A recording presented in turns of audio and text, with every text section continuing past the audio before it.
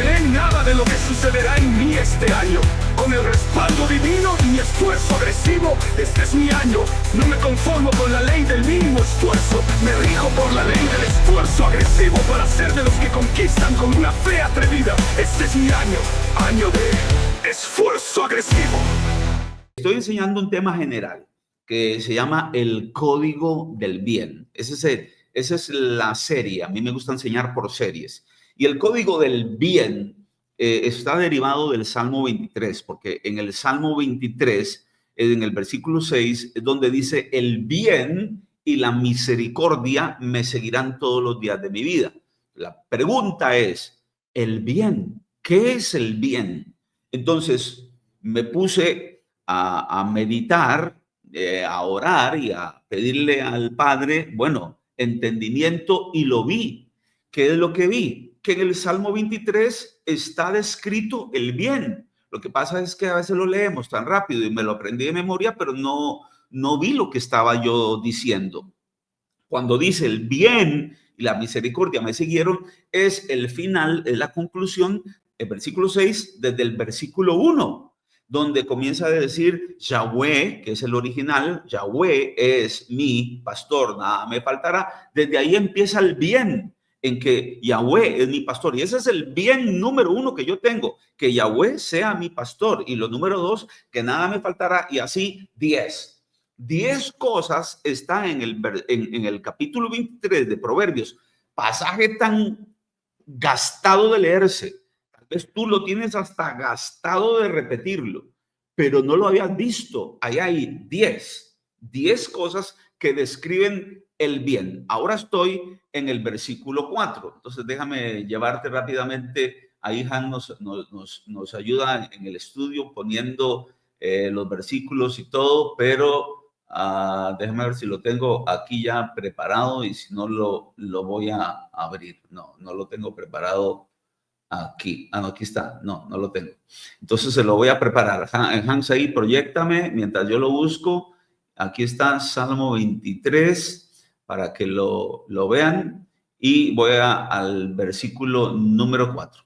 150 capítulos tiene Salmos. Aquí está el 23 y estoy en el versículo 4. Dice: aunque ande en valle de sombra de muerte, no temeré, estoy aquí, no temeré mal alguno, porque tú estarás conmigo. Todo eso ya lo vi el domingo pasado.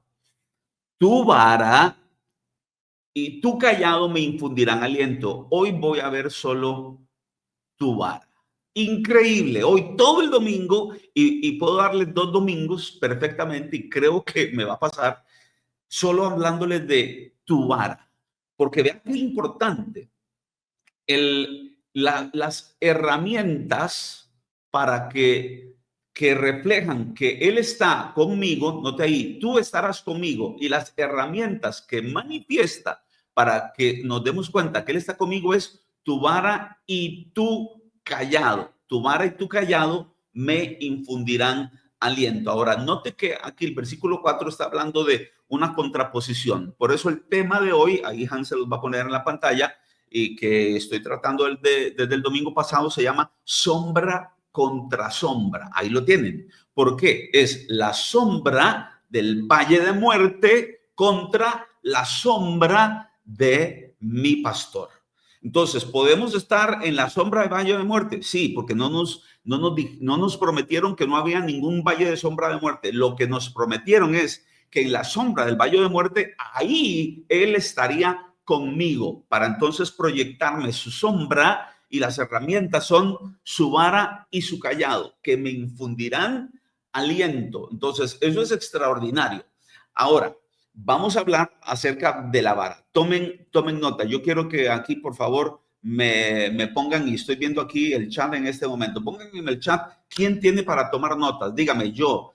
Puede ser la libreta, puede ser un cuaderno, puede ser lapicero, un lápiz, puede ser un celular, puede ser una tablet, puede ser una computadora, pero yo quiero que me digan si van a tomar nota. ¿Quién va a tomar notas? Porque le voy a decir cosas que, por ejemplo, cómo hoy Dios nos disciplina. 3 formas en que hoy Dios nos disciplina. y luego voy a decirle 4 errores de que algunos malinterpretan la disciplina de Dios. Entonces voy a desmontar los mitos de la disciplina, que cómo hay mitos de disciplina, voy a desmontarlos totalmente. Ahí ya veo muchos yo, buenísimo, muchos yo. Eso, yo, wow, tomen nota, porque esto les va a servir para después. Y además, si toman nota, ustedes están más concentrados que el que nada más está oyendo, descuidado, haciendo mil cosas, al que está tomando nota, porque ese está apercibido, está concentrado, y eso va a hacer que aprenda más. Y yo estoy aquí para enseñarte. Así que, y enseñarte no nivel párvulos, escuelita. No, aquí estoy para enseñarte nivel universitario. Así que, por favor, aunque tú no saliste ni de la escuela, aquí estás en la universidad. Así que, y tú tienes la capacidad. Así que, por favor, no se menosprecie para nada. Así que, a recibir. Cuando hablamos de la vara, aquí apuntemos de una vez. Cuando hablamos de la vara habla de la autoridad y el cayado habla de la gracia. No son herramientas redundantes. Lo mismo la vara que el cayado. No, son la manifestación de la dualidad perfecta del cuidado de Dios. Voy a decir otra vez, la vara y el cayado son la manifestación de la dualidad perfecta del cuidado de Dios. Dios nos cuida perfectamente y para eso usa 2 cosas. Usa la vara y el cayado. La vara representa la autoridad y el cayado representa la gracia. Qué tremendo eso. Cuando yo entiendo esto, entonces yo voy a caminar totalmente diferente. El peligro aquí es que la autoridad sin gracia se convierte en legalismo y tiranía. Y es lo que muchos han usado. Tenemos que usar las 2 cosas. No es ni solo gracia ni solo autoridad. Es la vara y el cayado, evitando el peligro del desequilibrio, y voy a ir desmontando eso a lo largo de todo este tema tremendo de esta serie. Me apresuro a decirte una vez más que la autoridad sin gracia se convierte en legalismo y tiranía. Y te voy a decir una cosa, el 95% de las iglesias no caminan en la gracia, más solo caminan en el área de la autoridad, pero inclinada al Antiguo Testamento, obviando de plano todo lo que dice el Nuevo. ¿Y para qué el Nuevo si el Antiguo era suficiente? Entonces, si hubo un cambio de pacto del Antiguo al Nuevo, ¿por qué vamos a seguir en el Antiguo cuando tenemos el Nuevo? No tiene sentido. Es como si tú tuvieras un carro viejo y compraras un carro nuevo y siguieras usando el carro viejo. Como si tú tuvieras una casa vieja que ya cumplió su propósito, pero ya lo cumplió, y ahora vas a una casa nueva,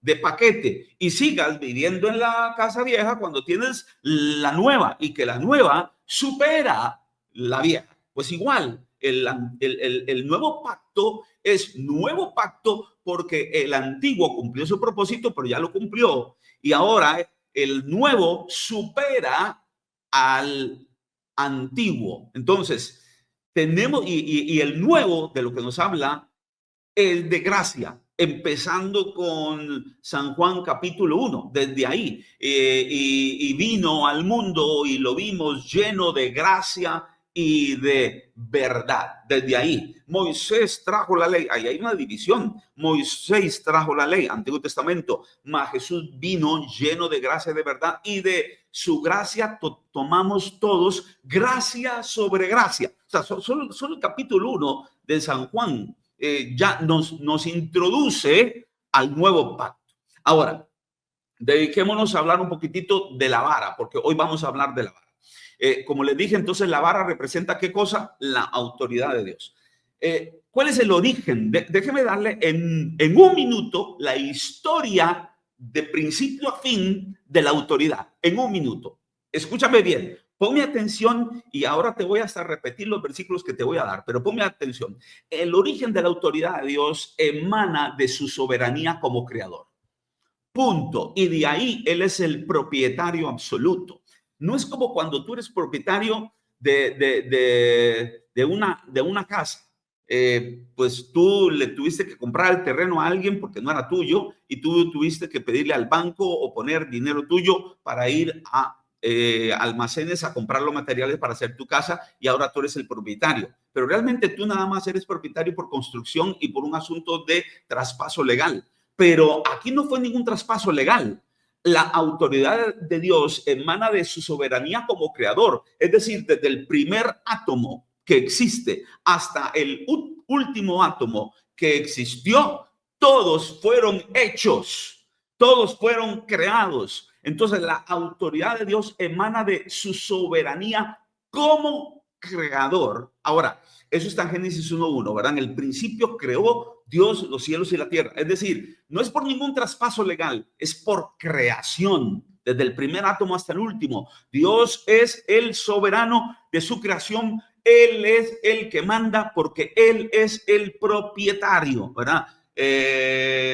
Prohibida la entrada, perro bravo, porque esto es propiedad privada. Y es propiedad privada por traspaso de alguna forma, porque hubo algún tipo de transacción por dinero o por acuerdos legales. Pero aquí no hubo ni por dinero ni por transacción legal, no hubo ninguna transacción. Fue por creación. Así que la soberanía de Dios, Él puede hacer lo que le dé la regalada gana con su creación.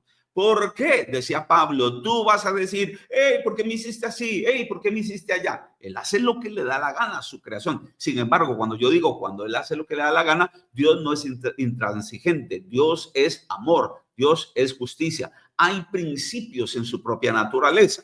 Pero estoy exagerándolo para que puedas captarme. Él es soberano, es que Él es el creador, Él es el dueño, no por transacciones de ningún tipo, sino porque Él es el creador de todo. Ahora, lo tremendo, se la da a Jesús la autoridad, producto de su victoria en la cruz. Y entonces Mateo 28:18 dice, toda potestad me es dada en el cielo y en la tierra. Entonces Dios le delega la autoridad a Jesús, aunque, escucha bien, por medio de Jesús, por medio de él, de Jesús, Dios le había dado a él el privilegio de hacer todo cuanto existe. No sé si tú sabías que no fue Dios el Padre el que hizo todo, sino el que hizo todo fue Jesús. ¿Dónde está eso? Déjame llevarte inmediatamente porque este es un dato así como interesante. Vamos a Juan, capítulo número 1. Vaya ahí conmigo, ahí lo tiene. Dice, en el principio era el verbo y el verbo era con Dios, el verbo Jesús. Aquí está, en el principio era el verbo y el verbo era con Dios y el verbo era Dios y este era en el principio con Dios. Aquí hay profundidad para pasar horas. Todas las cosas, ojo, todas las cosas por él fueron hechas. Es decir, cuando dice en el principio creó Dios, es porque él le dio la autoridad a Jesús para que lo hiciera. Entonces, el medio por el cual todo fue hecho fue por las manos de Jesús. ¿Qué creatividad la de Jesús? Mosquitos, aguacates, peces, ballenas, águilas, gallinas, serpientes, palomas, caballos, ovejas, plantas de una forma, árboles de una manera, frutos de esto, naranjas, manzanas, guayabas, peras.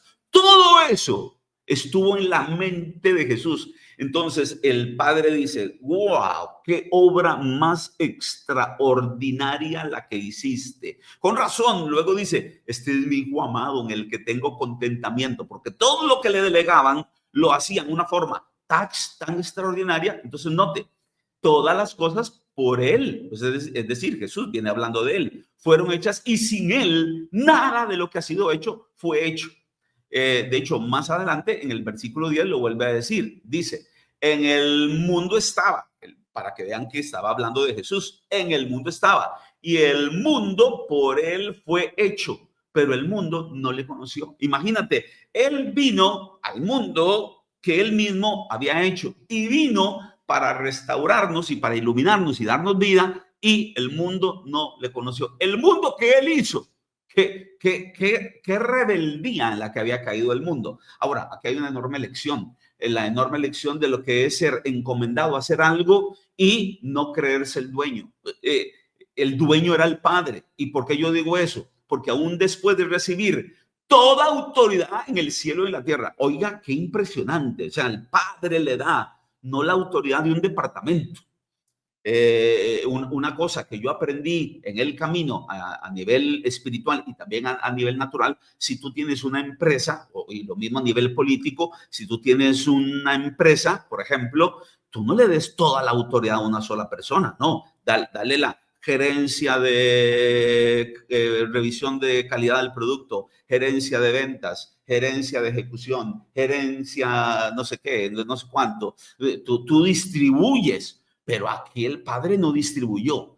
Tenía una confianza tal que todos los departamentos en el cielo y en la tierra se las dio a Jesús. Pero es que Jesús ya lo había ya tenía credibilidad, porque cuando le dieron la creación lo hizo tan requete bien. Entonces, luego Jesús viene a conquistar lo que se había pervertido, y a través de su muerte y resurrección le dice el Padre, porque él lo dice, toda potestad me es dada, el Padre se la dio, toda potestad te es dada en el cielo y en la tierra. Sin embargo, a pesar de tener él hoy actualmente toda potestad, toda autoridad en el cielo y en la tierra, llegará el momento en que él se la va a devolver otra vez al Padre. ¿Dónde está eso? Vayan conmigo, Primera de Corintios. Estoy dándole la historia de la autoridad. Dice, pero cada uno en su debido orden. Esto es Primera de Corintios 15, 23. Pero cada uno, hablando de la resurrección, cada uno en su debido tiempo, en su debido orden. Cristo resucitó primero, las primicias, luego los que son de Cristo en su venida, cuando venga Jesús, resucitaremos si hemos muerto, y los que están vivos serán transformados, como dice la Biblia, en un abrir y cerrar de ojos. Luego el fin. El fin no es la gran tribulación, ese es el fin del mundo. Es el cuento de los youtubers y de los influencers ignorantes. Ese no es el fin, eso es parte del plan. Luego el fin. ¿Cuándo es el fin? Luego el fin, cuando entregue el reino de Dios, cuando entregue el reino al Dios y Padre, cuando haya suprimido todo dominio, toda autoridad y potencia. Ahorita es un trabajo de autoridad lo que está haciendo. En la cruz fue un trabajo de amor, y ahorita está resucitado. En su muerte, trabajo de amor; en su resurrección, trabajo de autoridad. Cuando haya suprimido todo dominio, toda autoridad y potencia, porque preciso es que él reine. En este momento Jesús está en esta ejecución, porque preciso es que él reine, autoridad, hasta que haya puesto a todos sus enemigos debajo de sus pies. Y el postrer enemigo que será destruido es la muerte, porque todas las cosas las sujetó el Padre debajo de sus pies. Y cuando dice que todas las cosas han sido sujetadas a él, claramente se exceptúa aquel que sujetó a él todas las cosas. Es decir, el Padre le dio toda autoridad, excepto sobre él mismo. Pero luego, versículo 28, luego que todas las cosas le estén sujetas ya a Jesús, entonces también el Hijo mismo se sujetará al que le sujetó a él todas las cosas, para que Dios sea todo en todos. Es decir, que Jesús hizo toda la creación. Aquí está el Padre, es tuya. Y luego, aquí está la redención, Padre, es tuya. Y ahora, aquí está la victoria sobre la muerte, Padre, es tuya. Y ahora todos los enemigos están ya bajo tus pies. Toda esa autoridad, Padre, es tuya. Y yo mismo me sujeto a ti. ¡Wow! ¡Qué entendimiento de la autoridad! Hay gente que uno le da algo y se creen los dueños. No. Es que, imagínense, yo le hablaba muy al corazón a André, y le decía, André, Match es de Kingdom y Kingdom es de Dios. O sea, no somos dueños de nada. Aquí reconocemos la autoridad. Imagínate, no sé, Cintia, no, es que Acción Social es mío. es que Parejas Fit es mío, es que Diáconos es mío, es que Cumbres es mío, es que Ministerios es mío, es que Alabanza es mío. No entendemos. Más bien nos han dado un privilegio que más bien es para hacer eso grande y fabuloso, para luego traerlo a la autoridad que me lo dio. Y que yo mismo me someto a esa autoridad. ¡Wow! Se lo acabo de dar en segundos toda la historia de la autoridad, desde la eternidad pasada hasta la eternidad futura. ¡Wow! Ahora, ¿pero por qué Gedeón nos está hablando de la autoridad? Porque la vara representa autoridad y hay que tejer bien, hay que entender bien, hay que hacer buena exégesis de la Biblia para poder entender. ¿Cuál es el propósito de la vara? Que es autoridad. ¿Para qué toda esta autoridad? La autoridad tiene tres propósitos. La vara tiene tres propósitos. 1, proteger. 2, corregir. Y 3, establecer. ¿Tomaste nota? Proteger. Es decir, nos defiende del enemigo, la autoridad. Como Dios es el dueño y yo soy de él, entonces él me defiende. La autoridad es para proteger. Defiende del enemigo externo. 2, corrige, es decir, nos disciplina. Y hoy voy a hablar de esto, porque aquí hay unas mentiras tan sembradas hasta en el subconsciente de cristianos, que cuánto dolor ha producido una mala interpretación y una doctrina errada de la disciplina, en lugar de verla como siempre Dios quiso que fuera. Y hoy te lo voy a decir. Corregir es el segundo propósito de la vara, que es una disciplina paternal para apartarnos más bien del peligro. Y luego te voy a entrar a estudiar a profundidad el libro de Hebreos del 12, Hebreos 12 del 3 hasta el 14, porque ahí es donde está en el Nuevo Testamento el pasaje más relevante sobre disciplina en todo el Nuevo Testamento. Y lo número 3 que hace la vara es, escúchame bien, te dije que esto es un nivel universitario. Yo aquí no vengo a la vueltita de la bendición y esos hijos de victoria. No. Aquí estamos con palabra, porque la palabra a ti no te sirve la vueltita de la bendición, excepto para marearte. En el desierto, Jesús dijo, porque toda palabra que sale de la boca de Dios es lo que da vida. Eso es lo que da vida. Nos alimentamos de la palabra. Y mucha gente tiene cuentitos, ilustracioncitas, metaforitas, inventadas, pero no palabra sólida. Y aquí yo te doy solidez para que cuando venga a ti la tempestad o venga a ti el río que salió de su curso y golpee, no te caigas como si hubieras edificado en la arena, sino que hayas edificado sobre la palabra, pero así, contundente, clara, bien explicada. Entonces, 3 cosas son el propósito de la vara: proteger, corregir y establecer. Es decir, traza límites. La autoridad traza límites, que son ¿qué? Para producirte seguridad, y lo hace con verdad y con amor. El papá que no ponga límites en su casa a sus hijos no está ejerciendo bien la vara, y eso al final, que parecía tan agradable, se va a volver contra sus hijos, y luego sus hijos, como no tuvieron ningún límite establecido por la vara, la autoridad, entonces sus vidas van a ser un desorden. ¿De dónde salen los delincuentes? Los delincuentes salen precisamente de no haber sido corregidos con reglas claras, con límites bien trazados, con verdad y amor para producir seguridad desde ahora. Entonces voy a hablar mucho de la disciplina. Entonces vamos a entender la disciplina, y voy a irme entonces a ver cómo lo entendemos el asunto de la vara en las manos del pastor. Estamos claros que en el Salmo 24 nos asegura que, para que entendamos bien con fundamentos, nos asegura que la vara del pastor nos infunde aliento. Lo hemos leído ya en el versículo 4. Tu vara y tu cayado me infundirán aliento. No dice tu vara y tu cayado me destruirán.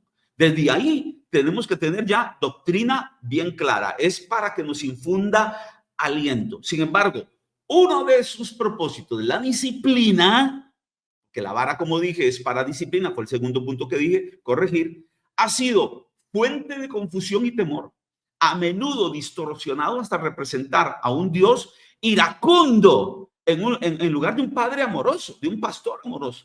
Entonces, vamos a desentrañar el verdadero significado de la disciplina divina estudiando 4 cosas. su contexto histórico, su fundamento bíblico inmutable, su aplicación práctica en el nuevo pacto y finalmente desmontando los mitos peligrosos que han herido a muchos cristianos.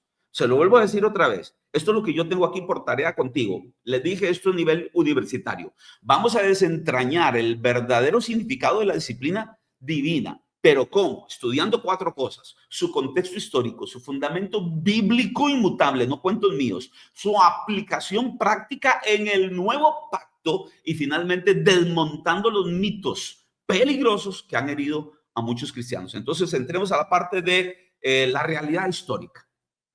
Un pastor en los tiempos bíblicos, un pastor en la antigüedad, competente, un pastor competente, nunca, negrita, en mayúscula, subrayada, en rojo y con destellos por todo lado. Nunca, nunca, nunca, nunca, un pastor competente nunca usaba la vara para golpear a sus ovejas por enojo o castigo. Note que dije que nunca para golpear sus ovejas y que no hice punto, sino nunca usaba la vara para golpear a sus ovejas por enojo o castigo. O sea, sí la podía usar, pero nunca por enojo o castigo. Es que hay una doctrina de que Dios está enojado, Dios me está castigando. Esa doctrina en el nuevo pacto no existe. No existe. Y te la voy a explicar. Bueno, entonces, ¿cómo usaba la vara? Ya te lo voy a explicar. Las ovejas eran su vida y su sustento. Es que, ¿cómo? Mira, ni siquiera un papá trata a la patada a sus hijos cuando ni siquiera está esperando que sus hijos sean su sustento. No, pues quisiera uno, como dice la Biblia, que el padre llenó su aljaba de flechas, aquí el botecito que usaba para echar las flechas, porque esos hijos pues lo iban a bendecir a él. Entonces el papá que echaba tenía muchas aljabas, tenía muchos hijos, pero ni siquiera viendo a los hijos como los que me van a sustentar, porque no siempre es así, sino que el papá sigue ayudándoles. Entonces ningún papá va a tratar a la patada, ni siquiera cuando no lo sustenten a él, porque son sus hijos, porque los ama. Pero los pastores normales, estoy hablando de los normales, nunca iban a agarrar a destruir a una oveja, porque la oveja era su sustento, era su vida. El pastor sin ovejas se muere. ¿Por qué? Porque de ahí venía la lana, de ahí venía el producto que él vendía para luego subsistir, era su sustento.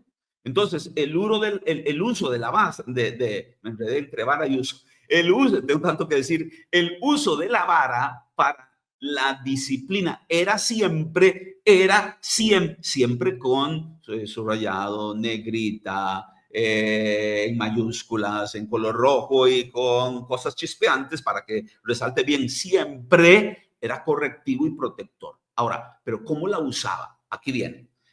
La vara se usaba históricamente de 2 formas. Uno, el toque de redirección. Apunte ahí, el toque de redirección. Es decir, si una oveja se desviaba persistentemente hacia el peligro, el pastor usaba la punta de la vara para darle un golpe seco y firme en el costado. No era para herir, sino un impacto agudo e incómodo diseñado para que se sobresaltara y para comunicarle de manera inequívoca: por ahí no, vuelve al camino seguro. Tú agarraba la vara y por el costado o por los cuartos traseros, pero hacía un golpe seco. La vara, la oveja se saltaba y entendió. Era una forma de comunicar, pero era que persistentemente se desviaba hacia el peligro. Pero note la palabra persistentemente se apartaba al peligro. Persistentemente se desviaba. Ovejita, mis ovejas oyen mi voz, ovejita, y hasta les tenían nombre, ¿verdad? Digamos que se llamaba, que se llamaba Mimi. Entonces, Mimi, y Mimi venía con la voz, porque oye, la voz era la primera fuente. pero Mimi, y se iba. Mimi, se iba.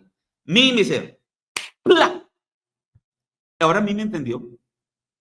Ya si no entiende ahí, entonces viene la segunda.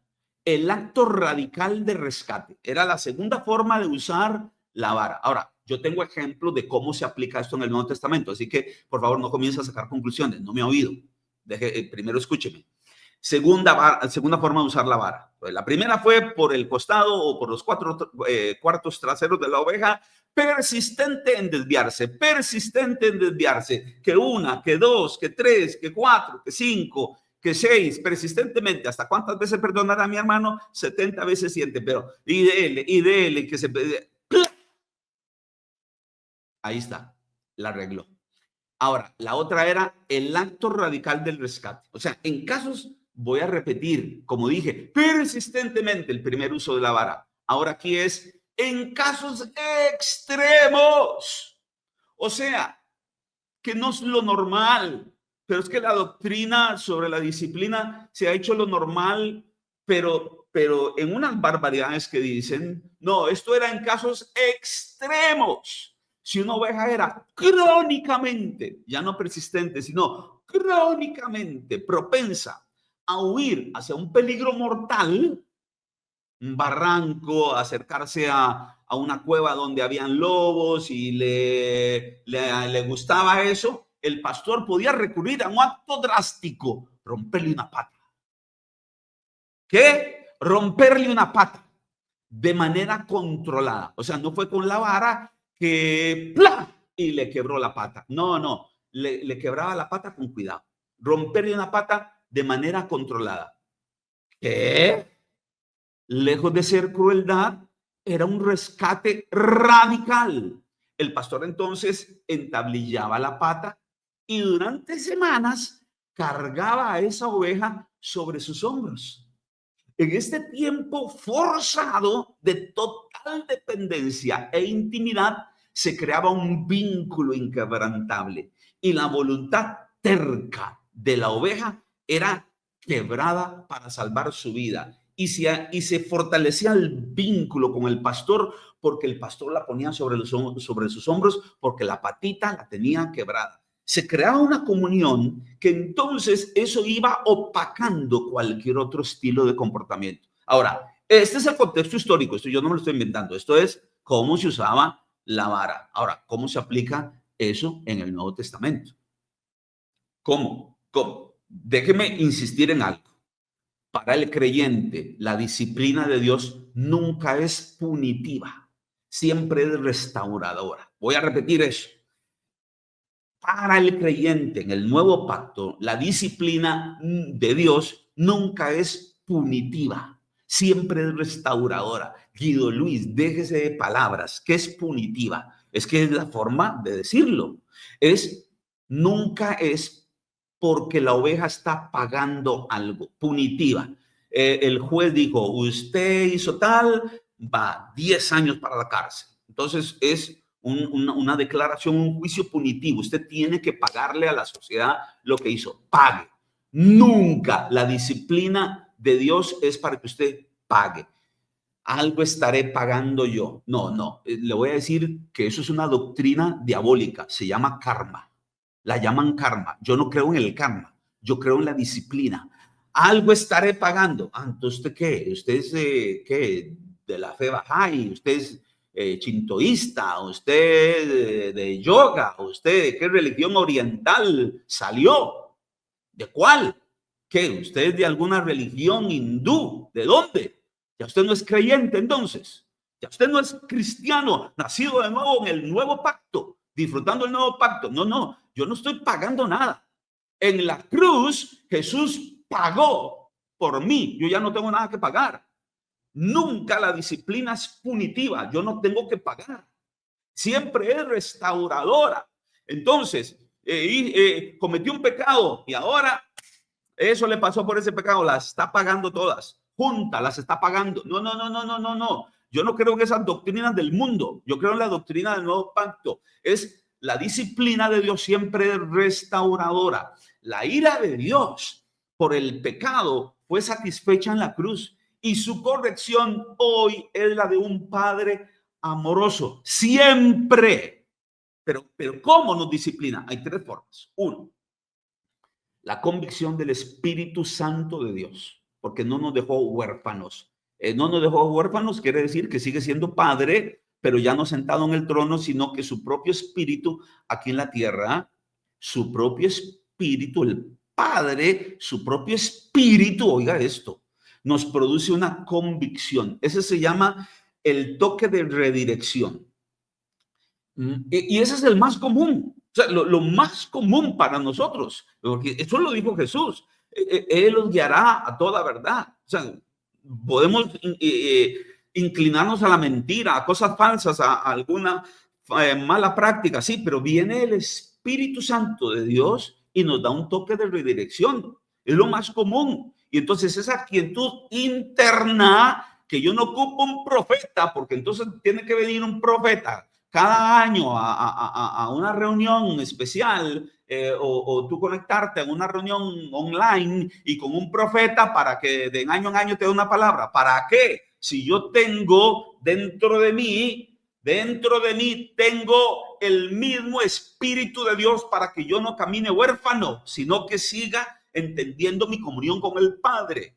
Y entonces Él me pone un toque de redirección, me pone una quietud interna que nos dice por ahí no, escúchame, el Espíritu Santo no es para que usted sienta temblor, el Espíritu Santo de Dios no es para que usted comience a llorar y comience a ladrar como perro y comience a reírse como loco y comience, no, por favor, no, que no.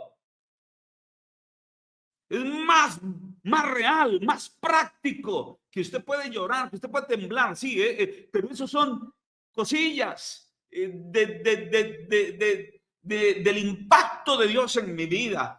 A mí con frecuencia se me salen las lágrimas y me compunjo internamente por la voz interna del mismo Padre, por su Espíritu Santo que está dentro de mí, y que me quebranta y más bien me quebranto por ver su amor y su gracia y cómo Él es bueno conmigo y todo. Pero es esa experiencia interna, no solamente de que si bajo la luz, pongo musiquita, tiro un poco de humo, pongo, no sé, a alguien con voz de estamos aquí, presencia de Dios, para que tú fluyas. No, eso es brujería, señores. El Espíritu de Dios es el Espíritu de Dios, es la persona más real que existe y habla conmigo. La experiencia más tremenda es que habla conmigo y que yo percibo su voz interna dentro de mí. Wow, se han hecho tantas doctrinas tan baratas y se ha olvidado la verdadera, mi comunión, donde me guía toda verdad, porque usted lloró en la reunión y sigue siendo el mismo demonio en la calle, sigue siendo el mismo rebelde en la casa, sigue siendo el mismo insujeto al pastor. Entonces, ¿de qué le sirvió tanta lloradera que se quedó como con 1 kilo menos porque se le salió toda el agua que tenía en el cuerpo, llorando y llorando porque sintió, pero no aceptó la voz de redirección de Dios en tu vida para que hagas las cosas como tienen que ser? La segunda, la corrección de la palabra. La primera es la convicción del Espíritu Santo de Dios. La segunda es la corrección de la palabra. Cuando la escritura, es que esa es la función de la escritura. Déjeme llevarle, 2 Timoteo capítulo 3. Oiga lo que dice. Toda la escritura es inspirada por Dios y útil para enseñar, para redarguir, es decir, para que entiendas que estás actuando mal, y una vez hecho eso, para corregir, para instruir en justicia. ¿Y cuál es el propósito? Destruirte. No, a fin de que el hombre de Dios sea perfecto, enteramente preparado para toda buena obra. La palabra. Pero tú me estás escuchando aquí decir la palabra y no le pones atención, no la lees con detenimiento, no tomas un tiempito para leer un versículo. Yo te pongo enseñanza todos los días a todos los líderes, palabra, y es como si estuviera contando yo algún cuento de alguna telenovela, de una serie, y no la palabra de Dios, que está para enseñar, redarguir, corregir, para instruir, para que tú seas enteramente preparado para toda buena obra. Y ya no le da la importancia que tiene la palabra, a diferencia de Jesús. No, yo no ocupo hacer ningún acto demostrativo de nada. Yo vivo de la palabra de Dios. Pero convierte estas piedras en pan. Porque hay gente que le encantan esos shows. Y esos días, yo no. Yo con la palabra tengo suficiente, y con mi calidad de a Él adorarás y a Él solo servirás, suficiente.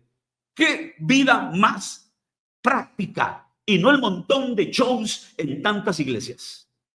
Y número 3, la presión de las circunstancias. ¿Cómo nos disciplina Dios? Aplicándolo al Nuevo Testamento. ¿Cómo usa la vara? 1, la convicción del Espíritu, que esa es la más normal.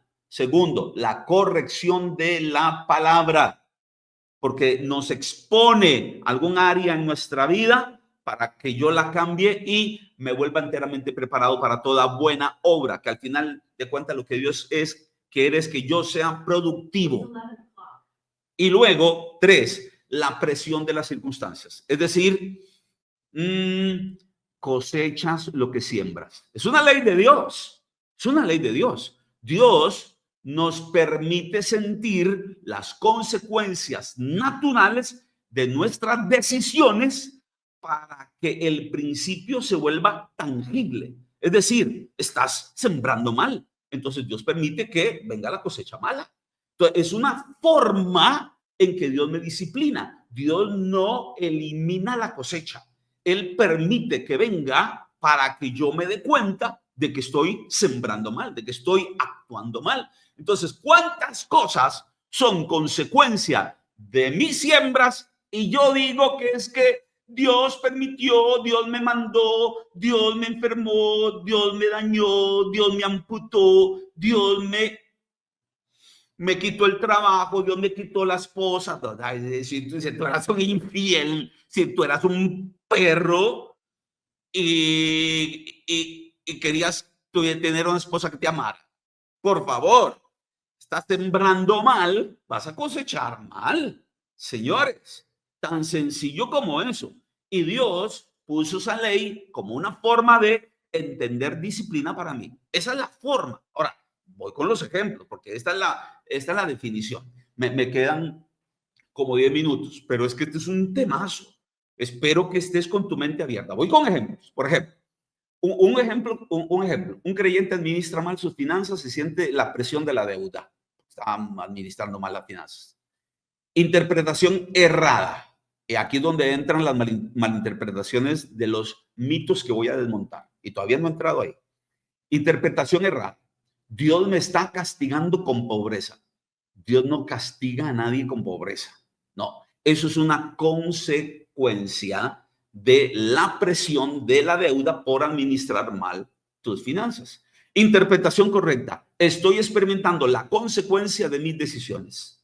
El pastor permite que sienta esta presión para despertarme y guiarme a su camino de orden y paz. Y decir, tantas veces he escuchado que me dicen, lo primero que debes hacer para administrar bien es diezmar. Y yo lo primero que hago es pasarle por encima ese principio. Bueno, estoy cosechando. Es una forma en que Dios corrige. Ahora, ese es como una de las formas. Él la usó, la presión de las circunstancias, pero por tus propias consecuencias no las evitó para que tú aprendas. Porque Él, al final de cuentas, lo que quiere es corregirte, formarte, para que seas enteramente preparado para toda buena obra. Ahora, veamos un ejemplo de el quebrar la pata. Ese es el quebrantamiento. Eso es quebrantamiento, literalmente. Es llevarte a un quebrantamiento. Pero es un quebrantamiento, quebrar la pata, pues un quebrantamiento amoroso. Entonces, ¿dónde ocurre eso? Eso ocurre básicamente en 2 áreas. 1, para cuando hay rebelión crónica o idolatría. Ahí Dios puede permitir una prueba severa que nos obligue a una total dependencia. demoliendo el ídolo de nuestra autosuficiencia. Pero voy con un ejemplo, porque suena así la declaración, pero voy con el ejemplo. Hay un líder exitoso en el ministerio, tú lo conoces, tal vez hasta sepas de este caso. No estoy refiriéndome a nadie, digo yo, sepas de este caso porque lo has visto en forma general. Un líder exitoso cuya confianza real está en su propia habilidad y sufre un revés que no puede controlar, dejándolo impotente. Pero ¿por qué yo, siendo tan bueno, yo que me aplaudían, yo que me decían que tan buen predicador, tan buen orador, tan buen cantante, tan buen esto, tan buen lo otro? ¿Por qué me pasó esto a mí? ¿Por qué? Interpretación errada. Dios me ha abandonado y mi vida está acabada. Interpretación correcta. El pastor ha quebrado la pata de mi autosuficiencia para que yo pueda aprender a ser cargado sobre sus hombros. Me está rescatando de la ilusión de que yo era suficiente para enseñarme una intimidad que de otra manera nunca conocería.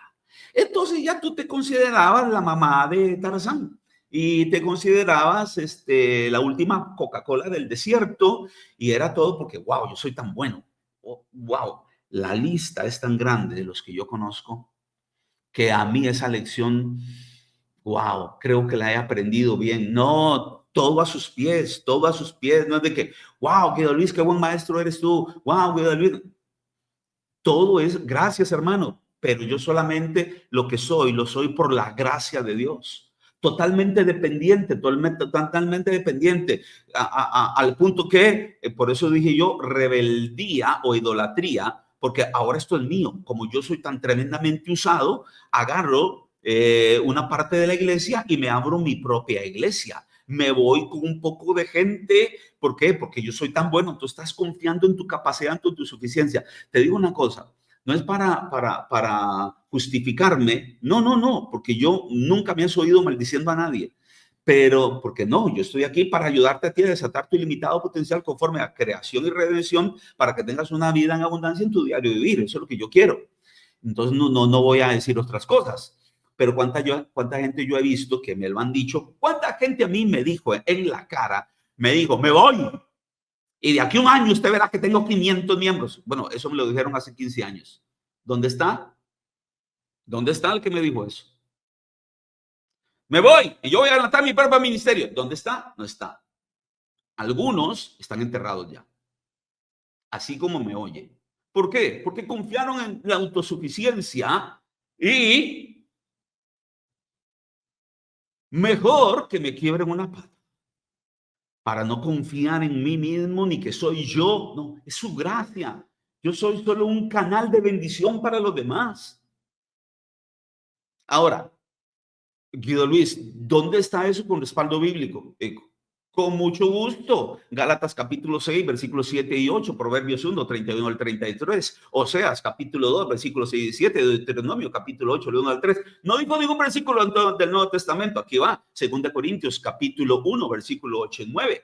Pablo mismo hablando de una disciplina que él recibió. ¡Wow! Pablo mismo. ¿Por qué? Para que él no se creyera suficiente. Y de hecho lo dice en 2 Corintios 1, 8 y 9, dice, tuvimos en nosotros mismos sentencia de muerte para que no confiásemos en nosotros mismos, sino en Dios que resucita a los muertos.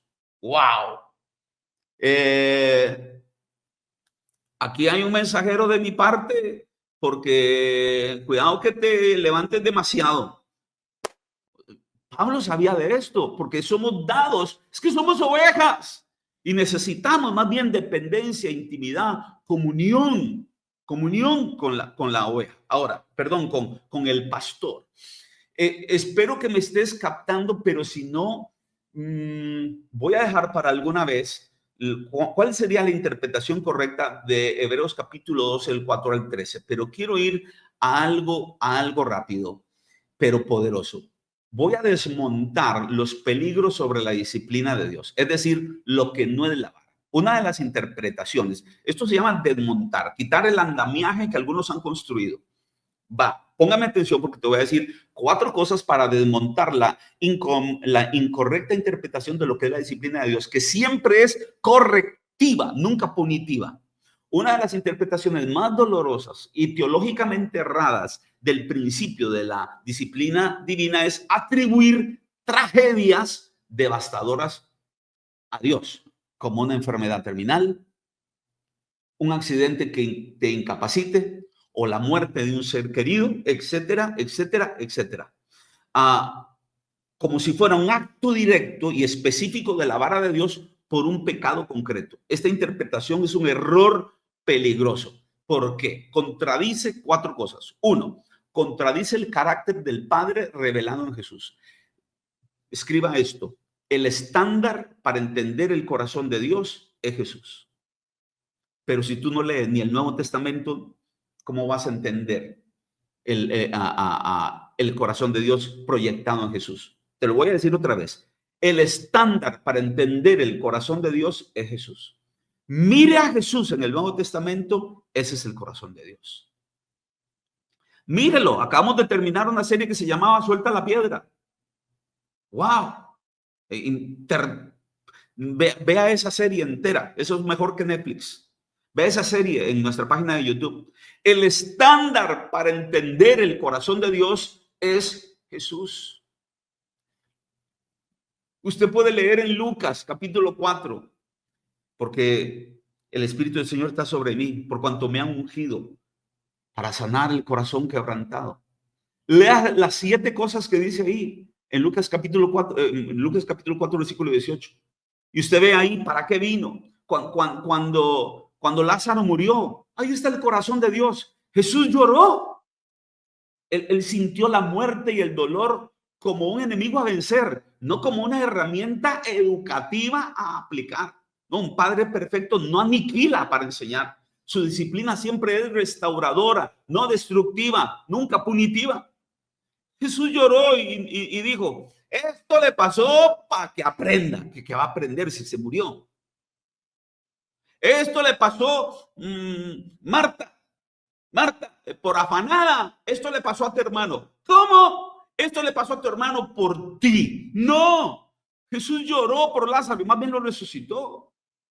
Y usted me va a venir a decir que entonces el carácter del Padre es hasta matar a otros. He oído esas historias que me escalofrían, que me entra como una ira y tengo que controlarme porque me gustaría levantar la voz ahí y decir, esto es una reverenda mentira. Ese no es el carácter del Padre. ¿Qué padre mata a su hijo? ¿Qué padre hay así? Contradice el carácter del Padre. 2, confunde la disciplina con las consecuencias de un mundo caído. Es crucial diferenciar entre la mano intencional de la disciplina y la realidad general de un mundo quebrantado por el pecado. Romanos capítulo 8, versículo 20 al 22. Vea cómo dice, se lo voy a leer rápidamente. Yo sé que el tiempo se me está yendo, pero necesito decirle esto. Romanos capítulo 8 dice, versículo 20 al 22, porque la creación fue sujetada a vanidad.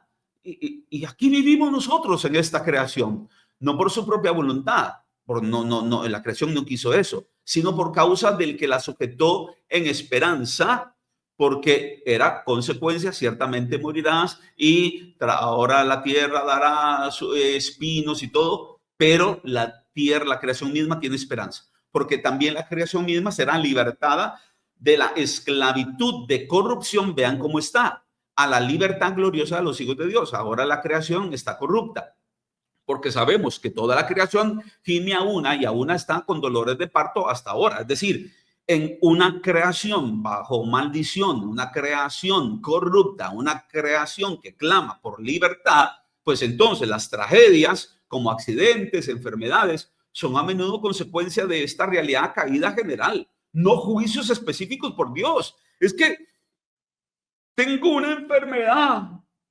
¿Qué pecado hice? Nunca la disciplina de Dios es punitiva, no tienes que pagar nada, ya Jesús pagó. Es que vivimos en una creación que tiene enfermedades, que tiene accidentes, que tiene imperfecciones. Entonces, la promesa no es la inmunidad, si no nadie se moriría. De los cristianos, la promesa no es la impunidad, sino su presencia redentora en medio de la prueba. Es decir, Él está conmigo y su vara y su callado me infunden aliento y más bien viene y me restaura. Puedo experimentar algo del mundo caído, pero viene su gracia aplicando su autoridad, que Él gobierna sobre todo, aún sobre una creación corrupta, y su vara, su autoridad, me produce a mí aliento en medio y por eso me sano. ¡Wow! O por eso salgo adelante. Tercero, es repetir el error teológico de los amigos de Job. Y por favor, escúcheme aquí. El libro de Job entero refuta esta teología simplista. Al final, Dios no vindica a los enemigos, a los amigos de Job que atribuían, vean lo que hacían los amigos de Job, atribuían el sufrimiento de Job a un pecado oculto. O sea, ni ellos sabían, ni Job sabía. Algo oculto tienes tú que te está pasando. Eso es una teología simplista de los amigos de Job que Dios reprendió. Por el contrario, más bien severamente los reprende y les dice en el versículo 7, no habéis, de Job 42, no habéis hablado de mí lo recto. Están poniendo en tela de duda el amor de Dios y la disciplina de Dios correctiva. A diferencia de mi siervo Job, y déjame leerle rápidamente Job, porque vas a entender algo aquí. Job, capítulo 42, dice, respondió Job a Yahweh y dijo, yo conozco que todo lo puedes. Ahora lo entendió, apeló a la autoridad. Ahora la entiendo y que no hay pensamiento que se esconda de ti. ¿Quién es el que oscurece el consejo sin entendimiento? Por tanto, yo hablaba lo que no entendía, es decir, era un idiota. Cosas demasiado maravillosas para mí que no comprendía. Usted va a leer en el capítulo 42, donde en todo el libro de Job, donde Job en algún momento quiso justificarse. Padre, ¿por qué si yo soy bueno me está pasando esto? No dijo, ¿por qué si yo soy malo? No, más bien él apelaba a Dios y decía, pero es que yo soy bueno, ¿por qué me está pasando esto? Y eso está desde el capítulo 1, donde dice, no había un varón tan recto ni tan justo en toda la tierra como Job. O sea, Job no era un pecador. No había en la tierra alguien tan justo y tan bueno como Job. Y le pasaron cosas malas. Entonces Job, en algunas discusiones con sus amigos, él perdió un momento el entendimiento y dijo, es que hablaba lo que no entendía. Por eso dice al principio decía, conozco que todo lo puedes. O sea, tú eres el que mandas y tú haces como te da la gana. Por tanto, yo hablaba lo que no entendía, cosas demasiado maravillosas para mí que yo no comprendía. Oh, te ruego y hablaré. Te preguntaré y tú me enseñarás. Mejor enséñame. De oídas te había oído, no tenía comunión contigo, mas ahora mis ojos te ven, ahora tengo revelación. Por tanto me aborrezco. O sea, qué idiota fui. Qué idiota. ¿Cómo pretendí decir que estas cosas me estaban pasando a mí? Que mis hijos se murieron, que perdí mis propiedades, que tenía esta llaga, que tenía este dolor, porque tú estabas pagando algo por mi pecado, que estabas haciéndome pagar. Nadie, el único que pagó fue Jesús. Y eso a mí me quebranta, porque él estuvo dispuesto a pagar. El único que pagó fue Jesús. Yo ya no tengo que pagar porque él pagó. Y entonces Job dice, ¿cómo yo creí que yo estaba pagando? ¿Cómo yo creí que tú me estabas tratando de esta forma porque yo te debía algo? No, Dios no trata así. Y entonces él dice, fui un idiota, pero ahora de oídas te había oído, mas ahora mis ojos te ven, por tanto me aborrezco. O sea, qué bajo caí. ¿Cómo llegué a tener esa teología tan simplista? Me aborrezco y me arrepiento en polvo y ceniza. Y el versículo 7 que se lo dije antes, y aconteció que después que habló Yahweh estas palabras a Job, Yahweh dijo a Elifaz, uno de los amigos, temanita, mi ira se encendió contra ti. Cuidado con los que andan con esta teología simplista. Y tus dos compañeros, porque no habéis hablado de mí lo recto. ¿Cómo creen que yo estaba haciendo eso con Job? Porque simplemente me estaba desquitando con Job por un pecado oculto que tenía. Dios mío, Dios condena esa teología de la retribución directa. Y número 4, wow, y con esto termino porque se me ha hecho largo esto, pero espero que estés aprendiendo. Hay una distinción clave. Dios como redentor, no como causante del mal. Por favor, Dios es redentor, no causante del mal. Y este es punto teológico más importante. Dios causó la tragedia para enseñar una lección. La Biblia no nos da licencia para hacer esta afirmación. Todo lo contrario. A mí la Biblia me dice, Romanos 8:28, que todas las cosas ayudan a bien. No dice que Él planeó la tragedia para castigarme, sino que más bien cualquier tragedia, todas las cosas ayudan a bien. ¿Para qué? Para al final Él lograr su propósito en mí, para que me ayuden a bien. Él no es el autor de la tragedia, sino Él es el redentor en medio de la tragedia. Y para que usted lo vea, y quiero terminar con un versículo, oiga este versículo, escucha. Este es el carácter de Dios. Bendito sea el Dios y Padre de nuestro Señor Jesucristo, Padre de misericordias. ¿Cómo vas a creer esas ideas de la aplicación de la vara, que es más bien de, como dijo Job, te había oído, era ignorante, metí una doctrina errada, me dejé llevar por mis amigos que no entendían nada? Bendito sea el Dios y Padre de nuestro Señor Jesucristo, Padre de misericordias y Dios de toda consolación. Dígame cómo calza eso con alguna doctrina que tienen algunos de que es que Dios me quitó un hijo para disciplinarme. ¿Qué? ¿Cómo? Que Dios te quitó un hijo para disciplinar. Dios me amputó una pierna para enseñarme. ¿Qué? ¿Cómo? Por favor, por favor, por favor. Eso sale del infierno, pero no sale del trono de Dios, el cual nos consuela en todas nuestras tribulaciones, para que podamos también nosotros consolar a los que están en cualquier tribulación.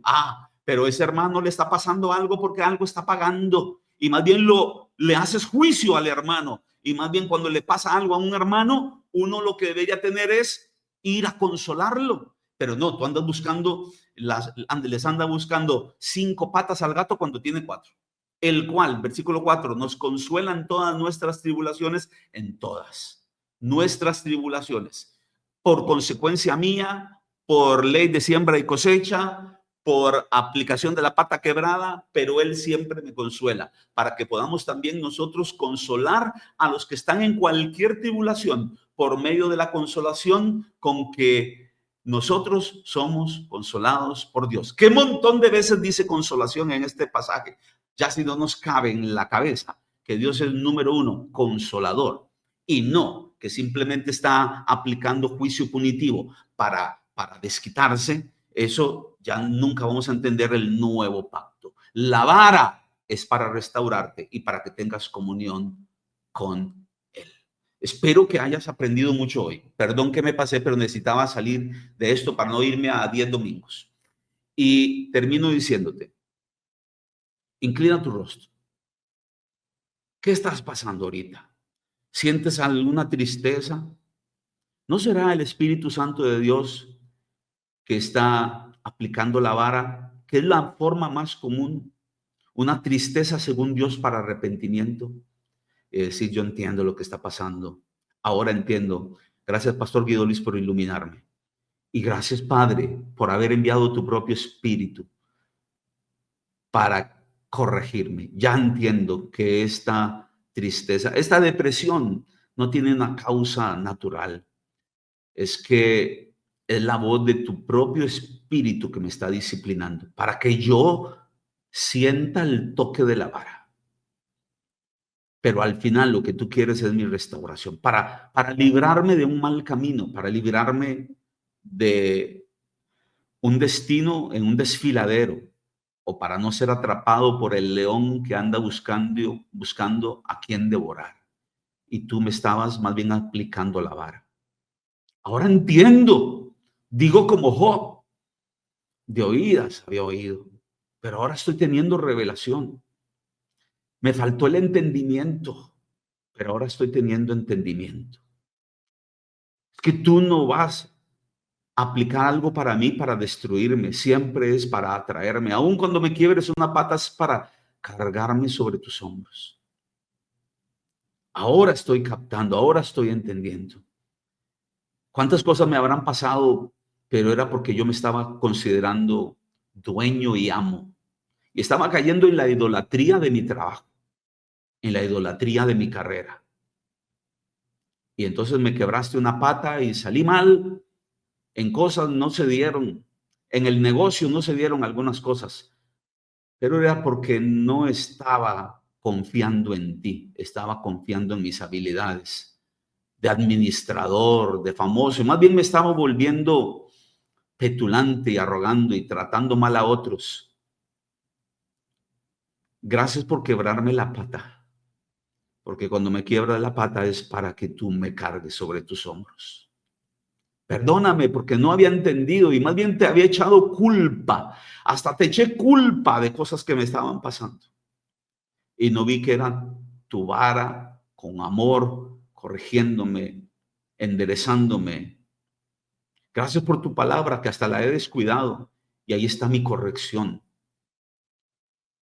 Gracias por mis pastores que me has dado, que me corrigen también.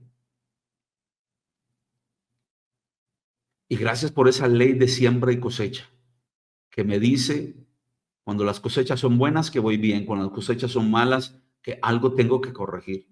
Y vengo y te consulto a ti y tú me consolarás, porque siempre me consuelas. Tú eres mi consolador.